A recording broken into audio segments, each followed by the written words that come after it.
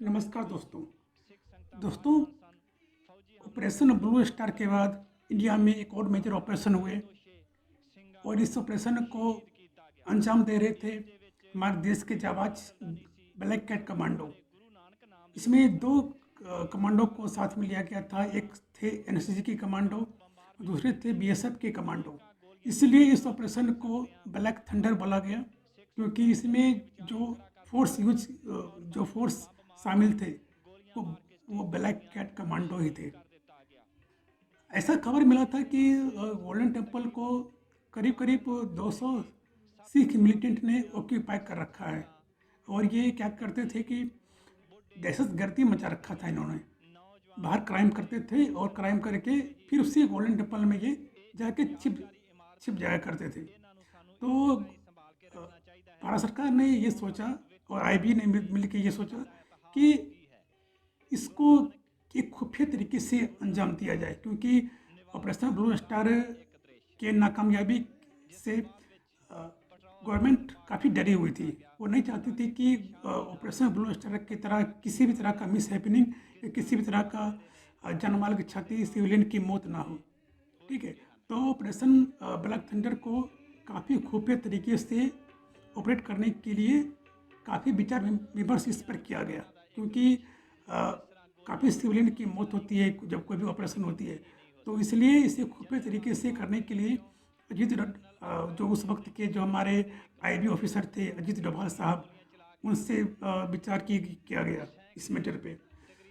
तो अल्टीमेटली ये हुआ कि ये ऑपरेशन 9 मई 1988 को शुरू हुआ और ये ऑपरेशन को ऑपरेट कर रहे थे कन्वर पाल सिंह गिल, जो कि उस वक्त के डीसीपी थे पंजाब पुलिस के। और ये ऑपरेशन को जब तभी मुकम्मल किया जा सकता था जब आप जो मिलिटेंट की क्या स्ट्रेंथ है, क्या वीकनेस है, इसको समझ पाएँ। तो इसको समझने के लिए जब तक मिलिटेंट की आप पावर को नहीं समझ पाएंगे तब तक उसको उस पर अटैक करना मुश्किल था। तो अजीत डोभाल साहब ने ये सोचा कि जब तक वो उनके पास नहीं जाएंगे, जब तक उनके ग्रुप में शामिल नहीं होंगे, तब तक उनके बारे में जानना वो मुश्किल है।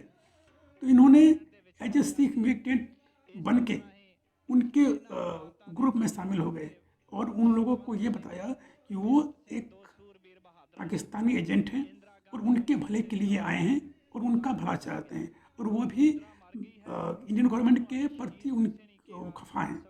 तो उन्हें विश्वास हो गया कि हाँ, ये जो शख्स है ये उन्हीं के जैसा है, उन्हीं के ग्रुप में शामिल होना चाहता है और उनके भले के लिए वो आया है।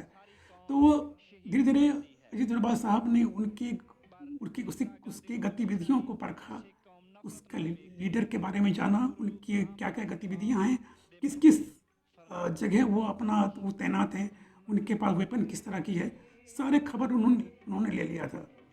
अब बारी थी उन पे अटैक करने की। तो अटैक तो ऐसे किया नहीं जा सकता था। तो पहले तो क्या हुआ कि उनके मोरल को डाउन करने के लिए उनके अंदर का पावर सप्लाई और इलेक्ट्रिसिटी सप्लाई, फूड सप्लाई को बंद किया गया, ताकि उनकी मोरल और डाउन हो जाए। कि जब तक गोल्डन टेम्पल के अंदर बिजली आती रहेगी, फूड सप्लाई आती रहेगी, वाटर आती रहेगी, तब तक वो सर्वाइव वो आसानी से कर सकते थे। तो पहले उनके सर्वाइवल एक्टिविटी को रोक लगाया गया इस पर। और ये भी एक जानने को मिला था कि जो भी सिख मिलिटेंट थे वहाँ पे, उनका कनेक्शन जर्मनी और कनाडा से था, क्योंकि जो भी जर्मनी और कनाडा में जो भी सिख मिलिटेंट थे, जो सिख समुदाय के थे, जो सिख मिलिटेंट थे, जो कि खालिस्तानी आइडियोलॉजी के थे, विचारधारा के थे, तो उसको पाकिस्तानों ने माइंड वॉश कर रखा था और वो वहाँ से फंड कलेक्ट करके और हवाला चलने के जरिए पंजाब ट्रांसफ़र किया करते थे। तो हमारे रॉ के ऑफिसर ने उन लोगों से मिला, उनको कन्विंस किया और आखिरकार उन लोगों को अपने में मिला लिया। तो बात आती है कि ये अब ऑपरेशन को मुकम्मल करने की बात आती है। तो इसके लिए जो जैसा कि मैंने पहले बताया कि ब्लैक कैट कमांडो तैयार थे इसके लिए, और एक स्पेशल एरोप्लेन से, स्पेशल जेट से इन्हें पंजाब लाया गया, सारे फोर्स को, सारे कमांडो को।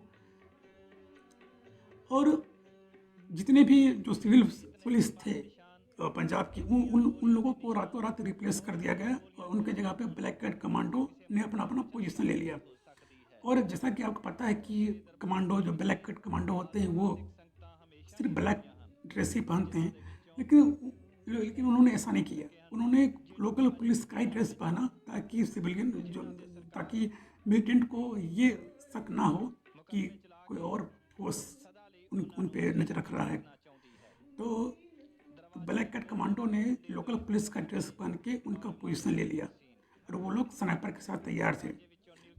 जिस तरह से कमांडो लैंड करते हैं पंजाब में, और उसके ही अगले सुबह 2 मिलिटेंट ने एक सीआरपीएफ के जवान को गोली मार के हत्या कर देती है।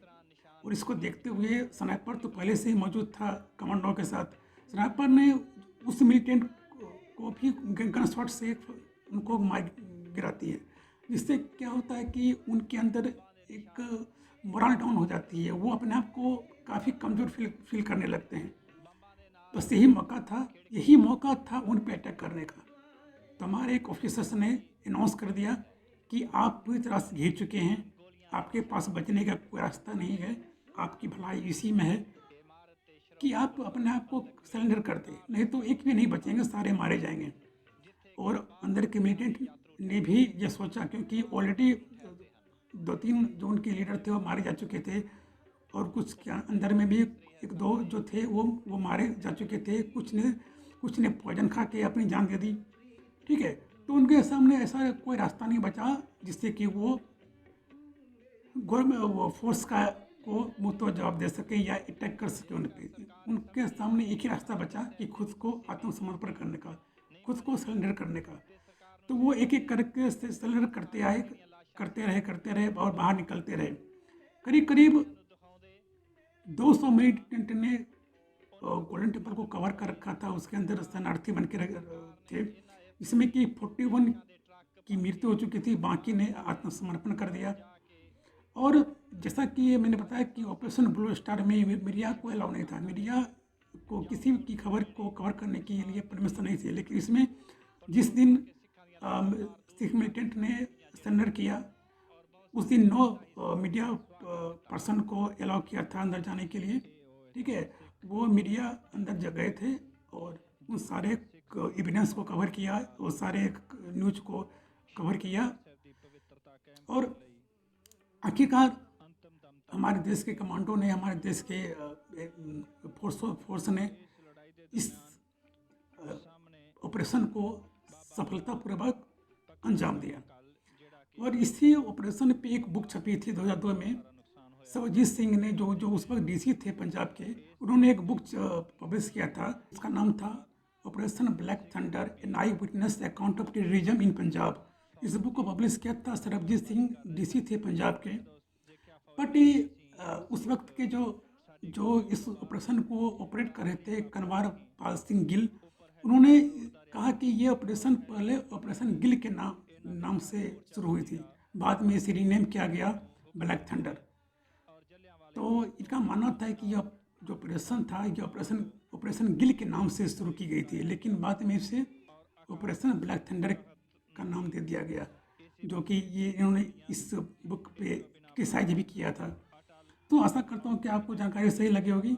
अगर जानकारी सही लगे तो ज़रूर कमेंट करके बताएं। नमस्कार।